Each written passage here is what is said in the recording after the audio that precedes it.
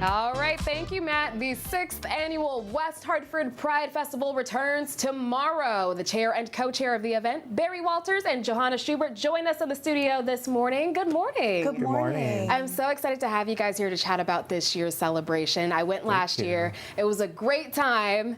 Loved it. So let's talk about what's on tap for this year. Sure, we're excited. Thanks for having us. Glad to have you guys here. So what can folks expect this time around?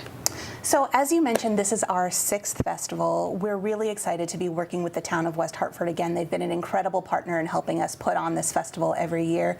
We start the day with a rally on the front steps of Town Hall at 10:30.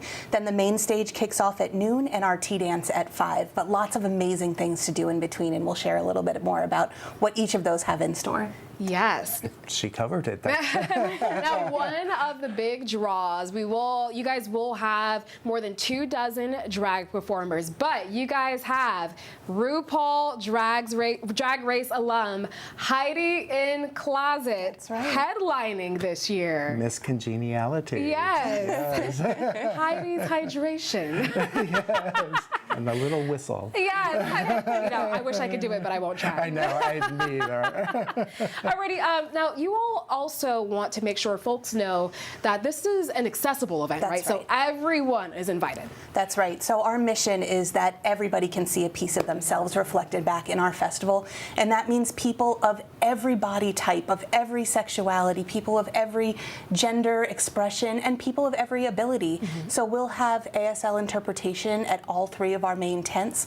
We'll have plenty of accessible parking for people who want to come to the festival who may have mobility challenges, and plenty of ways for everybody to show up and feel seen and respected at our festival. I love that. Why do you guys think it's important to continue putting this on every year? The number one reason is for people to see themselves and to celebrate themselves and to see others and to feel community and solidarity to a degree.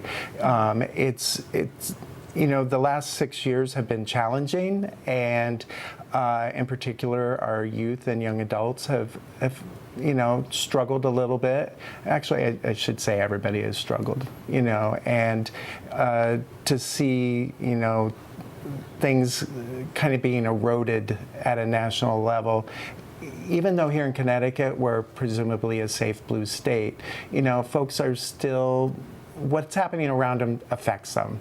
We don't have a wall at the borders, so we see things that are happening in other states, and despite the work that we still have to do here, it's discomforting and upsetting, and folks need an outlet. With that said, we don't want to ignore the history of Pride. They like to say it started with a riot, and a brick. And those are very important lessons that I think are a little bit lost on our youth. They haven't had to experience the issues and the traumas until now, and so they don't know the history and the context. Yeah. And it's definitely important to, learn the roots of it, learn the roots of the movement. Exactly. All right, thank you guys so much for joining us this morning. You. The fun kicks off tomorrow at 10:30 with the rally out in West Hartford. Ton of fun. Bring your kids, bring your pets, your dogs. Saw a lot of dogs out there last year. Yeah. Fun for everyone, and I hope you guys have a great turnout. Thank you so much. Thanks for having us this morning. No problem. Thank you for joining us.